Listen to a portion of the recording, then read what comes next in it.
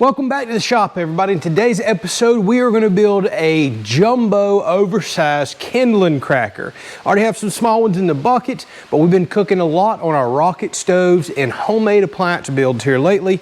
And I need to take large pieces of firewood, quickly crack them down to smaller size pieces for all this cooking and use that we're doing.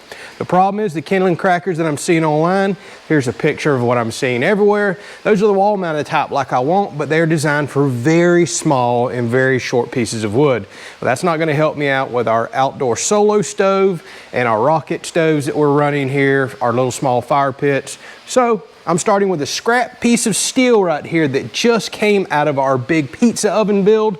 We're going to turn this into the blade. This is literally the only piece I'm starting with. We're just going to figure the rest out. Let's get to building.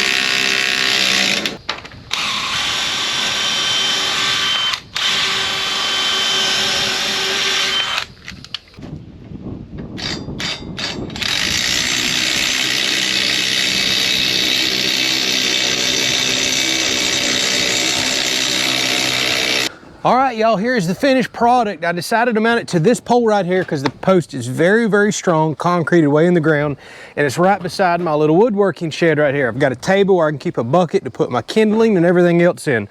But this thing is massive. Look at it next to me here. Got a huge 3/8 inch thick steel blade. I decided to weld a handle and some pipe on top to give me some extra leverage and super long reach. And you can see that I welded in some angle iron right here. These are catches. That's very important. So say if we're going to put a piece of wood in here, you can't just have the wood resting against this bar. It would just shoot right down and out. So these catches right here actually are bump stops for the bottom piece of the wood. And you can kind of get a ratcheting motion here. So you can start all the way down for the longest pieces. And if the blade gets stuck in the middle, you can ratchet up and get more leverage to work on through all the way up to the top. Say if the blade was stuck in the middle right here, and get on through your piece of wood right there. So it's very important that we have a bunch of these and a lot of different steps right here. Now I try to use really thick materials because of the leverage. I'm going to be hanging off of this thing at times, and I'm actually thinking about pounding the top of this. So say I get into some full-size firewood right here, which we're about to test. I don't know if this can handle it or not, but if we get where I can't push through it, which I'm thinking I can't, what about if I take a sledgehammer and help work it on through and get my first split done? That's why I want a thick piece of pipe up here. I'm probably going to have to reinforce this even more, weld to like a really thick flat piece of steel up here, but I wanted to test all this out before I did that. All right, so if we take a quick look, again, handle way out here, a lot of leverage. Blade, this is all about to get scratched up with some splitting here. These are these notches I was telling you about. That's very important for your piece of wood to set down on. And again, we can ratchet up, changing the position of the wood as the blade works through it, getting more leverage. Got 6-inch lag bolts into the post here. We're not pulling out. Try to use relatively thick wall steel everywhere. 3/4 inch bolts up here for my hinge. So this is so overbuilt. This is built 2 to 3 times as strong as anything that you see online, and so much bigger. But now the real test. Again, the ones online can handle wood about this long is what they all show. That's worthless to me for most of my situations. There are a couple of situations where I like wood that long. But what about when we start getting like into 12, 14, and 16-inch long pieces of real wood? Well, pallet wood. I use a lot of pallet wood to start our outside campfires. I do not cook over it because there could be chemicals on it, and often it's made out of pine. So I've got hatchets and axes that I actually use to cut my kindling off, but I thought this would be even safer and quicker. Put me a bucket right here and just start blasting through this stuff. I may actually put a bucket holder on the bottom of this. That's something I might design in the future, but I'd have to raise this up in order to do that to where pieces can kind of drop in it, or I can bend over and put them up right into it. But this table right here is going to work good. So I don't expect to have any issues with long pallet wood, but again, the ones online won't even do the pallet wood. So let's just say I want to get it right there. Pops through no problem. Let's go to the other side and see if we can just bust that little piece off. There we go. Look at that. All right.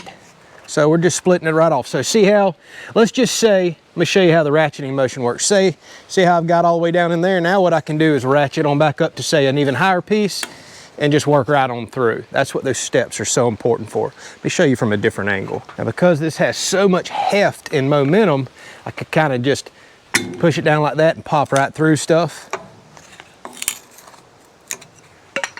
Get little pieces of kindling all off of there. Let's try another piece. So try this really large piece right here. See how quick we can work this down.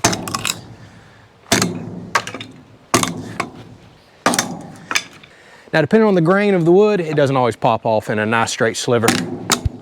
Look at that. Do another large piece here. See, there's a knot in this one. All right, let's ratchet it on up. See, that ratcheting action works awesome. Ratchet up again. There's that knot right there in this piece, making it a bit aggravating. That's okay.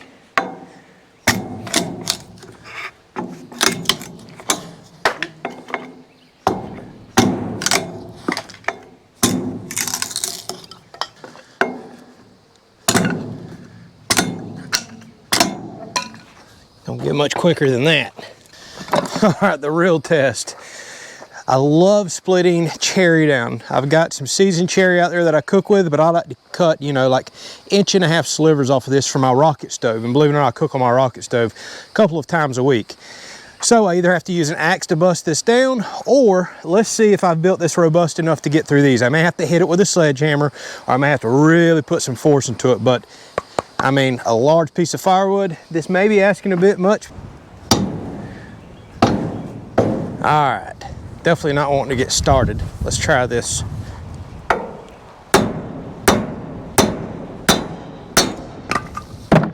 Well, that works. That works also, although I am bending up my arm. All right, so about 3 blows with the sledgehammer, you're right on through. So it's debatable if this is gonna be faster for bigger pieces of firewood versus an axe or a hatchet. Axe or hatchet may actually be a little quicker. Now, there's no doubt when it comes to all the pallet wood that I split every year, which is like a perfect fire starter. I do split a lot of this stuff, and other smaller, super dry pieces of wood. This is probably gonna be a nice addition to the shop out there. Something fun that I've been wanting to build for a while now. I mean, look at this over here. In just a couple of minutes, I've already started just working through a pile of different size kindling. So yeah, this stuff's probably pushing the design. I think I'm gonna weld me a piece on top to where I can really hit it with a sledgehammer, and I may go up a side sledgehammer, so one pop we can work it through. But on super dry, smaller stuff like this, you can just push through this stuff by hand, no problem. I'm gonna be able to make a bunch of kindling very quick with this right here.